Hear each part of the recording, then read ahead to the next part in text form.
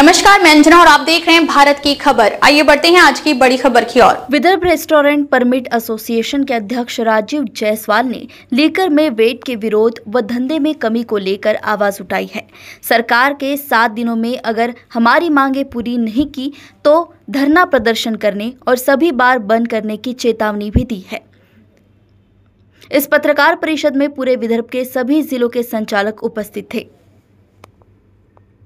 जे न शिकलेले जे थंब मारतात त्यांनाही नोकरी देतो असे आमचे कमीत कमी 7 ते 8 लाख लोक आमच्या कामावरती आहेत प्रत्यक्षरित्या। मग आमच्या धंद्यावरती अवलंबून राहणारे चकनावाले झाले, प्रेस करणारे झाले, धोबी झाले, भांडी घासणारे झाले, असे भरपूर लोक आहेत की ते आमच्या धंद्यावरती अवलंबून आहेत। असे लोक बेरोजगार होतील आणि याला सर्वस्व सरकार जबाबदार राहील।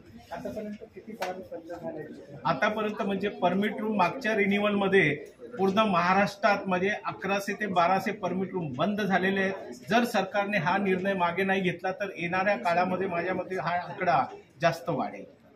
338 जे लायसन्सेस वाईन शॉपला देणार होते त्याला स्थगिती दिलेली आहे। तुम्हाला माहिती असेल ना, 338 लायसन्सेस देणार होते।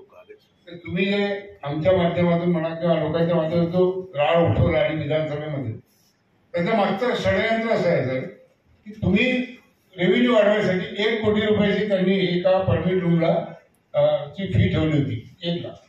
मी अर्ज केला, मी 25 वर्ष बाहेर काढलो, why not given to me, मी अर्ज केला आणि 1 कोटी रुपये I am ready to pay 2 crore.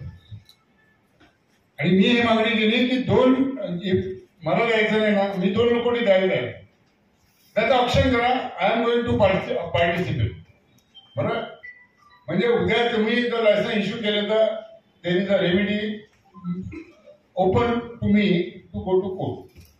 तुम्ही कोर्ट काय म्हणाल की तुम्हाला रेव्हेन्यू वाढवण्यासाठी तुम्ही लायसन्स देताय ना, मग तो माणूस 2 कोटी रुपये द्यायला तयार आहे ना, why not you are giving to him, हा एक प्रश्न आहे सर।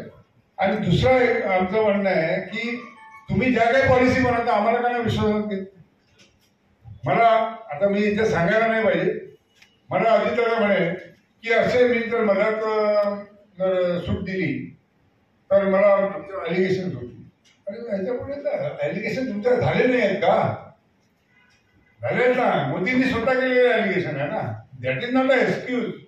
तर म्हणून आमचं म्हणणं आहे तुम्हाला सर की एक छोटं पत्रकार म्हणून 25,000 कोटी रुपयाचा रेव्हेन्यू देणारा आमचा बिझनेस, 25 लाख लोकांना प्रत्यक्ष अप्रत्यक्ष रोजगार देणारा आमचा बिझनेस, तुम्ही हे म्हणजे स्टेकवर लावला। आणि आमचं म्हणणं आहे की तुम्ही पहिल्या पॉईंटवर वाढवा ना। आज तुम्हाला माहिती आहे, फॉर युअर इन्फॉर्मेशन, जर तुम्ही आज एक ब्रँड पाहिला ना, समजा एक ओकस्मिथ म्हणून ब्रँड आहे, त्याचा आपल्याकडे पर्टिक्युलर आहे 47 रुपये मॅन्युफॅक्चरिंग कॉस्ट आहे, 47 रुपये। आज त्याची एमआरपी नवीन भावानी गव्हर्नमेंटनी सर्क्युलर मध्ये आहे 330 रुपये केली, 330 ओकस्मिथ। त्याच्यामध्ये 450% ड्युटी लावली आणि मोठे जे ब्रँड आहेत त्याचं 300%। मग मला तुम्ही सांगा की तुम्ही 450 लावली आहे ना, आमचं म्हणणं आहे की 460 लावा, पण सगळ्यांना मग तोच भाव द्या ना।